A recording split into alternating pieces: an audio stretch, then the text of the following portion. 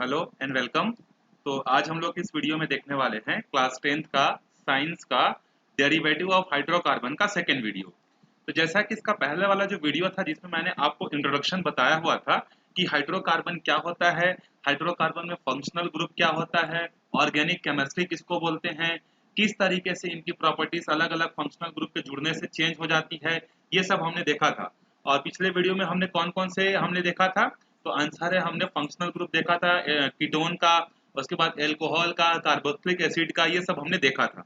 तो उसमें से पहला जो हमारा फंक्शनल ग्रुप है वो है एल्कोहल।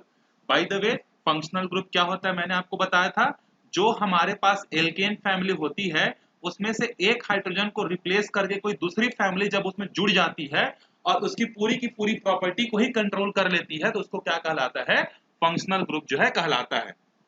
ठीक है, मतलब जैसे कि मान लो ये आपका घर है और आपके घर में 4 लोग हैं, आप और आपकी बहन और आपके मम्मी और आपके पापा। ठीक है, इसमें से बाहर से कोई एक आदमी आता है और इसमें से किसी को घर के बाहर भगा देगा और आज से वो बोलेगा कि घर का हेड मैं ही हूं करके। तो वो जो काम कर रहा है ना, मैं घर का हेड मैं हूं करके, उसको हम लोग साइंस में बोलते हैं कि वो क्या है, एक फंक्शनल ग्रुप है।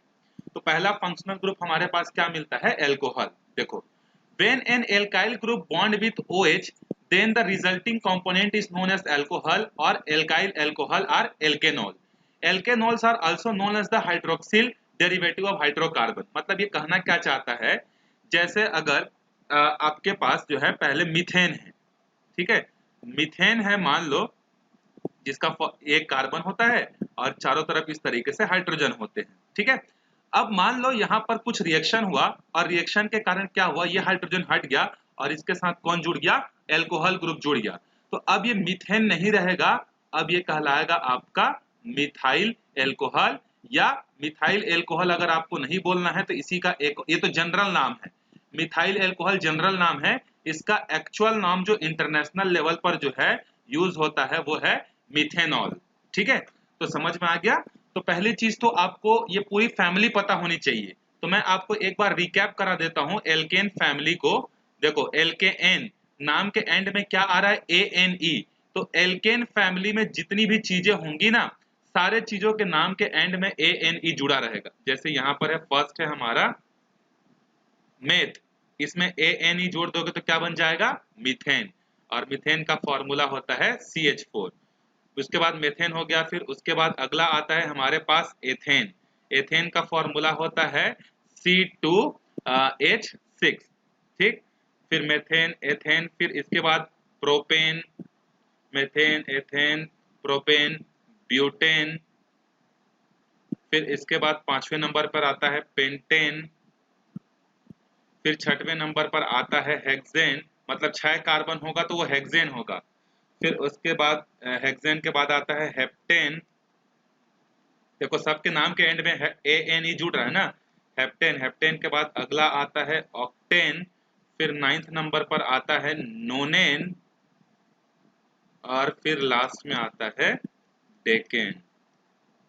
ठीक, अब इनका फॉर्मूला क्या होगा देख लो। ये चीजें आपको याद करनी है ना, अगला वीडियो आने से पहले आप ये सारे के फॉर्मूले याद करोगे तब आके आपको आगे की चीजें समझ में आएगी, अदरवाइज भूल जाओ, नहीं आने वाला। ठीक है, तो C4H10, C5H12, C6H14, C7H16, C8H18, ये 16 है ना और ये 18 है। ठीक है, नोनेन का क्या होगा, C9H20, और डेकेन का क्या होगा, C10H22। मैंने आपको कल बताया था कैटिनेशन प्रॉपर्टी, मतलब पूरे 118 एलिमेंट में कार्बन ही एक ऐसा होता है जो कि बहुत सारा लंबा चेन बना लेता है। ठीक है, तो जैसे देखो, अगर मीथेन है तो मीथेन में एक हाइड्रोजन यहाँ से हट गया और इसके जगह पर अगर OH ग्रुप जुड़ जाएगा तो ये क्या बन जाएगा, देखो ये बन जाएगा CH3OH।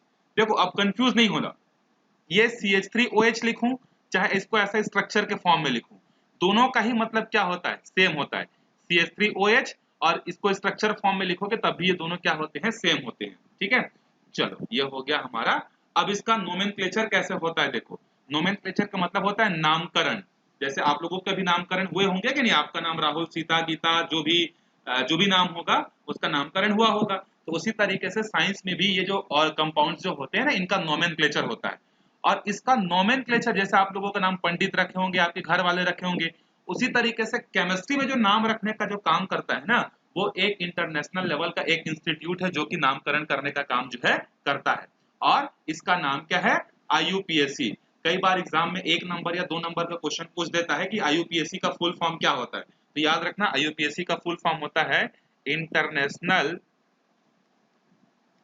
International union of pure and applied chemistry.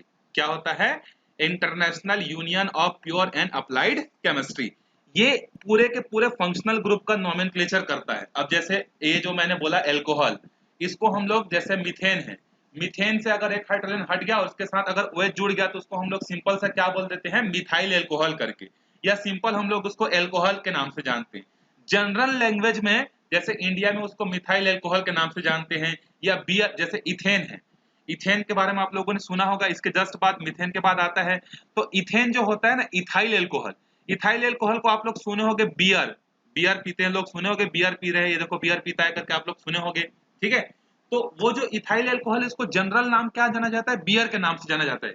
लेकिन ऐसा नहीं है, इंटरनेशनल लेवल पर जब आप जाओगे ना, तो उसको बियर नहीं जाना जाता, उसका एक नाम होता है। जैसे अगर आप हिंदी लैंग्वेज यूज करते हो, तो हिंदी समझने वाले इंडिया में ही आपको समझेंगे, लेकिन अगर आप जैसे चाइना चले गए या जापान चले गए, वहां पर बोलोगे, हिंदी में बात करोगे, तो कोई नहीं समझेगा।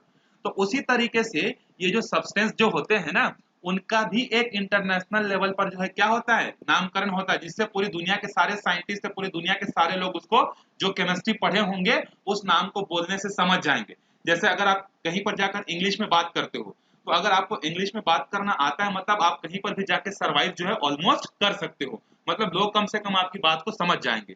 हिंदी को नहीं समझेंगे, लेकिन एक बार हिंदी में समझ जाएंगे। जैसे आप दुकान में जाकर बोलते हो, भैया 1 किलो चावल देना, तो यही चीज अगर आप जापान में जाकर बोलोगे ना, तो जापान वाले नहीं समझेंगे, वो बोलेंगे ये क्या बोल रहा है पता नहीं करके। वहीं पर अगर आप इंग्लिश में बोलोगे जापान में, गिव मी 1 kg राइस, तो वो समझ जाएगा कि हाँ ये क्या बोलना चाहते हैं, गिव मी 1 बॉटल वाटर, ठीक है। तो अब इंग्लिश जिस तरीके से होता है, उसी तरीके से IUPAC नोमेनक्लेचर करता है। तो देखो एल्कोहल का नोमेनक्लेचर कैसे होता है, तो जो अभी हमारे पास एल्केन फैमिली है ना, एल्केन, ये देखो ANE नाम के एंड में आ रहा है, जैसे एल्केन में कौन आता है? मीथेन। तो हम लोग क्या करते हैं, या IUPAC क्या करता है, जब एल्केन ग्रुप के साथ एल्कोहल ग्रुप जुड़ जाता है ना, तो एल्कोहल ग्रुप जब जुड़ता है, तो इस मीथेन का जो ई लेटर है, ई लेटर को हम लोग हटा देते हैं, और ई लेटर की जगह हम लोग कौन सा वर्ड यूज करते हैं? OL। देखो एल्कोहल के लास्ट में OL है ना, तो अब इसका नाम क्या हो जाएगा? मिथेनॉल हो जाएगा। जैसे जो पेरेंट हाइड्रोकार्बन है, पेरेंट मतलब जो ओरिजिनल हाइड्रोकार्बन था, ओरिजिनल हाइड्रोकार्बन क्या था? मीथेन। इसमें से ई को हटा देंगे, और ई को हटाकर यहाँ OL लगा देंगे, तो ये क्या बन जाएगा? मिथेनॉल। अब इसका फॉर्मूला क्या हो जाएगा? CH3OH। अब इसी को कई बार ऐसा भी लिख के दे देगा, तो कंफ्यूज मत हो जाना कि अरे सर आपने तो क्या पढ़ाया था, ये तो हम लोग अपने जन्म में, इस जन्म में देखे ही नहीं। ये इसी का भाई स्ट्रक्चर फॉर्मूला है, टेंशन लेने वाली बात नहीं है। केमिस्ट्री में जो है बहुत सारे स्ट्रक्चर बनते हैं, अभी तो शुरुआत है, ठीक। उसके बाद जैसे इथेन है, इथेन के ई को हटाकर अगर OL लगा देंगे तो इथेनॉल, और यही होता है आपका बियर, ठीक है। शराब, शराब तो नहीं बोलते, शराब अलग होता है, बियर अलग होता है। प्रोपेन, प्रोपेन का क्या होगा? ई को हटा दो, यहाँ पर क्या आ जाएगा? प्रोपेनॉल आ जाएगा भाई, प्रोपेनॉल। और फॉर अच्छा, अब आप बोलोगे कि सर ये देखो ये कैसा फॉर्मूला है, CH3CH2OH। अरे भाई एक बात बता, प्रोपेनॉल में क्या था, सॉरी इथेनॉल में क्या था? C2H6। तो C2H6 में से क्या हुआ देखो, C2H6 को स्ट्रक्चर फॉर्म में कैसे लिखते हैं, पहले तो आपको ये पता होना चाहिए, तब आपको चीजें समझ में आएंगी। किसी भी चीज का आपको स्ट्रक्चर फॉर्म लिखने आना चाहिए। जैसे C2H6 है, तो पहले तो 2 कार्बन लिखोगे, ये हो गए, कितने हाइड्रोजन है? 6। तो सबको बराबर मिलना चाहिए। ये देखो इधर 3 हाइड्रोजन आ गया, इधर 3 हाइड्रोजन आ गया, इधर 3 हाइड्रोजन आ गया, तो 2 कार्बन भी हो गए, 6 हाइड्रोजन भी हो गए, C2H6। अब इसमें से ये हाइड्रोजन हट गया, मान लो इसके साथ जुड़ गया OH। तो देखो अब इसी को कैसे लिख सकते हो, इसी को आप लिख सकते हो C2H5OH लिखोगे तो भी सही है, या इस कार्बन के साथ कितने जुड़े हुए हैं हाइड्रोजन? 3। और इस कार्बन के साथ कितने जुड़े हुए हैं? 2। और ऐसा भी लिख सकते हो, इसका मतलब और इसका मतलब और इस स्ट्रक्चर का मतलब एक ही है, नाम एक ही है, लिखने का तरीका बस अलग अलग है। तो आप इससे कंफ्यूज मत हो जाना, किससे? कि ये देखो CH3 CH2 OH, बाप रे ये कैसा है भाई, ऐसा नहीं। ठीक है, अब आगे देखो प्रोपेनॉल। प्रोपेनॉल कैसा बनेगा, देखो प्रोपेनॉल को पहले बनाते हैं कैसे बनेगा। ठीक है, पहले तो प्रोपेन होगा हमारे पास। प्रोपेन का फॉर्मूला क्या होगा, propane methane ethane propane C3H8। ठीक है, यही था ना, मेथेन एथेन प्रोपेन। अब इसमें से एक हाइड्रोजन हट गया, तो देखो ये आप इसको ऐसे भी लिख सकते हो, C3H7OH भी लिख सकते हो। या अगर आप इसका स्ट्रक्चर बनाना चाहते हो तो पहले C3H8 का स्ट्रक्चर बनाओ। कितने कार्बन है भाई, 3, 1 2 3। पहले लास्ट लास्ट वाले को कार्बन से उसको सैचुरेट करो, तो इसके बाहर में 3 आएगा, इसके भी बाहर में 3 आएगा, इसके भी बाहर में 3 आएगा, 6 हो गए। बाकी ये 7, ये 8। देखो हर कार्बन के चारों तरफ क्या है, 4 बॉन्ड है। अब इसमें से ये हाइड्रोजन हट गया, यहाँ पर मान लो जुड़ गया OH। अब देखो ऐसा जरूरी नहीं है कि हमेशा पहले वाला हाइड्रोजन ही हटेगा, जैसे मैंने यहाँ पर बताया, जरूरी नहीं है कि पहला वाला हाइड्रोजन ही हटेगा। ये हाइड्रोजन यहाँ का भी हट सकता है, यहाँ का भी हट सकता है, यहाँ का भी हट सकता है, वो डिपेंड करता है रिएक्शन पर। तो अब इसी का नाम क्या हो जाएगा, देखो पहले वाले कार्बन के साथ 3 हाइड्रोजन तो CH3, दूसरे वाले कार्बन के साथ 2 हाइड्रोजन तो CH2, तीसरे वाले कार्बन के साथ भी 2 हाइड्रोजन और OH। तो देखो C3H7OH लिखो या CH3CH2CH2OH लिखो, ये सब सेम है। So don't be confuse my dear. उसके बाद अगला है यहाँ पर देखो ब्यूटेनॉल।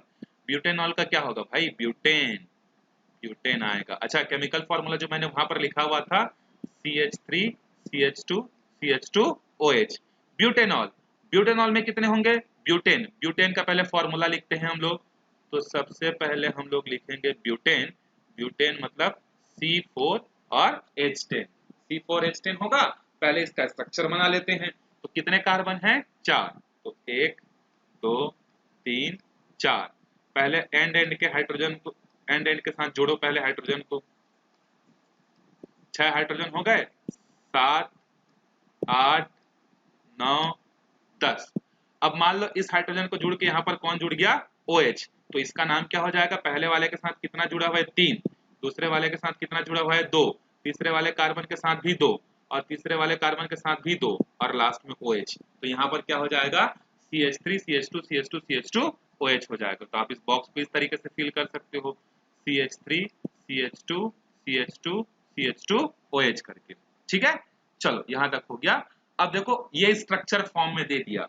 देखो, are the 4 structure shown below same और डिफरेंट, नेम द कंपाउंड्स। यहाँ पर आपको कुछ स्ट्रक्चर फॉर्म में दिया हुआ है और आपसे जानना चाहता है कि क्या ये सब आपस में सेम है या नहीं है। तो देखो पहली बार तो आप देखोगे तो बोलोगे कि हाँ सर सब तो सेम है। कैसे सेम है, सब में 5-5 कार्बन है, देख लो यहाँ पर देखो, 1 carbon 2 carbon 3 carbon 4 carbon 5 carbon, 1 2 3 4 5, 1 2 3 4 5, 1 2 3 4 5। तो आपको लगेगा हाँ सर 5 कार्बन है, सब सेम है। ऐसा नहीं होता है, ये केमिस्ट्री है। ठीक है, यहाँ पर मैथ्स वाला कंडीशन काम नहीं आता कि 5 है तो 5 होगा। यहाँ पर सबका स्ट्रक्चर क्या है, अलग अलग है। तो पहली चीज तो ये है कि ये सारे के सारे स्ट्रक्चर आपस में क्या है, सेम नहीं है। All are different from each other, ये सबके सब एक दूसरे से क्या है, डिफरेंट हैं। अब कैसे डिफरेंस है देखते हैं।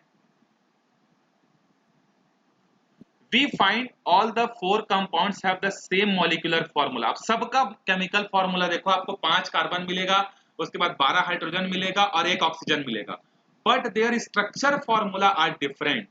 We learn the IUPAC nomenclature of hydrocarbon in class 9 for naming the alcohol according to IUPAC। तो देखो यहाँ पर सबका जितने कार्बन है उतने ही हाइड्रोजन है, उतने ही ऑक्सीजन भी है, लेकिन सबका नाम जो होगा ना भाई अलग अलग होगा। और इसका नामकरण कैसे होगा, IUPAC के रूल के अकॉर्डिंग। अब IUPAC क्या बोलता है, तो ये देखो, ये आपको एग्जाम में नोमेनक्लेचर करने के लिए 4 से 5 नंबर का क्वेश्चन दे सकता है। तो बी फोकस, कैसे नोमेनक्लेचर करते हैं, ये क्लास 10th में भी काम आएगा, और जो लोग साइंस लेने वाले हो क्लास 11th में भी, उनके लिए बहुत ज्यादा इंपॉर्टेंट जो है ये होने वाला है। ठीक है, चलो देखो, सबसे पहला स्टेप है choose the longest continuous carbon chain having alcohol functional group. सबसे पहले तो आपको ये चूज करना है, जो भी स्ट्रक्चर दिया रहेगा ना, उस स्ट्रक्चर में सबसे लंबा कार्बन चेन कौन सा है, सबसे लंबा ठीक है। अब सबसे लंबा हो सकता है ऐसा सीधा जाने से भी मिल जाए, या कहीं पर ऐसा मुड़ना पड़े, या कहीं पर भी ऐसा मुड़ना पड़े, टर्निंग लेना पड़े, कोई दिक्कत नहीं है। आप सबसे पहले लॉन्ग कार्बन चेन का सिलेक्शन जो है करोगे, ठीक है। फिर दूसरा है the longest chain of carbon atom containing OH group is numbered in such a way that OH group is attached at the carbon atom possessing the lowest possible number in the chain. अब आप बोलोगे sir counting कहां से करें? अब longest chain तो हमने ढूंढ लिया, अब लॉन्गेस्ट चेन मान लो हमको 5 मिले, तो 5 की काउंटिंग लेफ्ट हैंड साइड से करेंगे कि 5 की काउंटिंग राइट हैंड साइड से करेंगे? तो इसका आंसर है आप काउंटिंग उधर से करोगे जिधर से फंक्शनल ग्रुप को कम नंबर मिले। किसको? फंक्शनल ग्रुप को कम नंबर मिले। जैसे फॉर एग्जांपल मान लो यहां पर मैं 5 कार्बन की बात करता हूं, 1 2 3 4 5, इधर जुड़ा हुआ है OH। अब सर ने पहले स्टेप बताया है, अच्छा सब तरफ हाइड्रोजन जुड़ा हुआ है ना, ऐसा तो ऐसा जुड़ा हुआ है, कंफ्यूज नहीं होना। तो सर ने बोला है कि सबसे पहले हमको लॉन्गेस्ट कार्बन का चूज करना है, तो 1 2 3 4 5, 5 सबसे लॉन्गेस्ट हो गया। तो काउंटिंग मैं इधर से करूं कि इधर से करूं, तो वो डिपेंड करता है। काउंटिंग आप ऐसा करोगे जिससे फंक्शनल ग्रुप को कम नंबर मिले। तो जैसे अगर मैं इधर से काउंटिंग करता हूं लेफ्ट टू राइट, तो इस एल्कोहल वाला जो ग्रुप है वो 5वें नंबर के कार्बन के साथ जुड़ा हुआ मिल रहा है। तो IUPAC बोलता है ऐसा नामकरण नहीं करना है, आपको नामकरण ऐसा करना है जिससे जो फंक्शनल ग्रुप है उसको कम नंबर मिले। तो यहां से काउंटिंग करेंगे 1 2 3 4 5। हालांकि दोनों साइड से 5 ही मिल रहे हैं, लेकिन आप बोलोगे कि सर जब दोनों साइड से 5 मिले तो डिफरेंस क्या है? डिफरेंस होता है, ठीक है। बस अभी ये याद रखो, जब डिटेल में केमिस्ट्री पढ़ोगे ना 11th में, तो वहां समझ में आएगा। तो फिलहाल ये आप याद रखना, सबसे पहला स्टेप है चूज द लॉन्गेस्ट चेन। उसके बाद दूसरा नोमेनक्लेचर आपको ऐसा करना है देन द फंक्शनल ग्रुप को जो है कम नंबर मिले। दूसरा स्टेप ये हो गया हमारा, ठीक है। फिर अगला स्टेप है now follow the step you used while naming the hydrocarbon, right the position number of alkyl group. उसके बाद आपको ये लिखना है कि कौन से पोजीशन के कार्बन के साथ जो है कोई फंक्शनल ग्रुप जुड़ा हुआ है। By the name of parent chain followed by the dash, dash लाना है, then the position number of OH group followed a dash line suffix OL। मतलब कुछ नहीं, देखो सबसे पहले आप लॉन्गेस्ट कार्बन का चूज किए, उसके बाद नोमेनक्लेचर किए, नोमेनक्लेचर ऐसा होना चाहिए कि फंक्शनल ग्रुप को कम नंबर मिले। फिर उसके बाद आप काउंट करोगे कितने कार्बन हैं, तो 1 2 3 4 5, 5 है। तो 5 कार्बन जब रहता है तो उसका पेरेंट नाम क्या होता है? उसका पेरेंट नाम होता है 5 के लिए होता है पेंटेन। तो आप इसका पेंटेन नहीं लिखोगे, आप इसमें लिखोगे पेंट, ठीक है। मेथ ये जो ओरिजिनल नाम होता है, जैसे मीथेन का ओरिजिनल नाम होता है मेथ, एथेन का होता है eth, meth eth prop but pent hex hept oct non dec, ऐसा होता है। तो यहाँ पर 5 है, तो 5 के लिए पेरेंट नाम क्या होगा? पेंट, पेंट लिखोगे। अगर 4 होता तो ब्यूट लिखते, 3 होता तो क्या लिखते? प्रॉप लिखते। अब उसके बाद देखो पहले पेरेंट का नाम लिखोगे, उसके बाद देखोगे कि कौन से नंबर के कार्बन के साथ फंक्शनल ग्रुप जुड़ा हुआ है, तो पहले नंबर के साथ। तो पेंट के बाद डेस डालोगे, डेस के बाद 1 लिखोगे, 1 के बाद फंक्शनल ग्रुप की प्रॉपर्टी कौन सी है? एल्कोहल, एल्कोहल के लिए क्या जोड़ते हैं? ऑल। तो ये है इंटरनेशनल लेवल के अकॉर्डिंग नोमेनक्लेचर। और जनरली इसको सामान्य भाषा में क्या बोलते हैं? इसको पेंटेनॉल बोल देते, जो कि जनरल नाम है। इसका एक्चुअल में IUPAC नाम क्या होता है? पेंट 1 ऑल होता है। इसी तरीके से मान लो हमारे पास एक और है, जैसे कि देखते हैं एक और एक नामकरण और देखते हैं, जैसे सी सी सी सी सी, अभी OH यहाँ जुड़ा हुआ है और बाकी सब तरफ जो है यहाँ पर क्या है? हाइड्रोजन है। अब मैं बोलूं इसका नामकरण बताओ, तो पहला स्टेप क्या है? लॉन्गेस्ट कार्बन चेन का सिलेक्शन करना है। तो 1 2 3 4 5, ठीक है। अब देखो इधर से भी करेंगे तो 5 मिलेगा, इधर से भी करेंगे तो 5 मिलेगा, तो करें किधर से? तो देखो जब मैं इधर से नोमेनक्लेचर करता हूं 1 2 3 4, तो चौथे नंबर के कार्बन के साथ एल्कोहल जुड़ रहा है। जबकि मैं राइट हैंड साइड से करूंगा तो ये 1 और ये 2, दूसरे नंबर पर एल्कोहल जुड़ रहा है। मतलब सही नोमेनक्लेचर कौन सा है? राइट हैंड साइड से। कितने कार्बन है? 5, 5 के लिए क्या यूज होगा? पेंट। कौन से नंबर के कार्बन के साथ OH जुड़ा हुआ है? सेकेंड, तो 2। और कौन सा ग्रुप है? एल्कोहल, तो ये हो जाएगा OL। तो इस तरीके से इसका नोमेनक्लेचर आपको करना है। तो जैसे इसमें देखो अगर इधर से काउंटिंग कर रहे हैं तो 1 2 3 चौथे नंबर पर जुड़ रहा है, तो हमारी काउंटिंग इधर से होगी क्योंकि 1 दूसरे नंबर पर जुड़ रहा है, इसीलिए ये काउंटिंग गलत है, ये वाली काउंटिंग सही है। 1 2 और कितने कार्बन है? 1 2 3 4 5, 5 के लिए क्या यूज करोगे? पेंट। और दूसरे नंबर पर जुड़ा हुआ है तो 2, और कौन सा फंक्शनल ग्रुप है? अल्कोहल। अल्कोहल के लिए शॉर्टकट याद रखना, सफिक्स में ओएल जोड़ना है आपको। समझ में आ गया आपको? चलो वेरी गुड। इसका नोमेनक्लेचर करके देखते हैं, तो किधर से नोमेनक्लेचर करें? 1 2 3, इधर से करते तो तीसरे नंबर पर आता है, राइट हैंड साइड से करेंगे तो दूसरे नंबर पर आता है। मतलब हमारा सही नोमेनक्लेचर कौन सा होगा? Right to left. तो 1 2 3 4, 4 के लिए क्या यूज करना है? ब्यूटेन नहीं, ब्यूट। फिर दूसरे नंबर के साथ जुड़ा हुआ है तो ब्यूट, और उसके बाद ओएल, तो ब्यूट टू ऑल जो है हो जाएगा। ठीक है, समझ में आया आपको?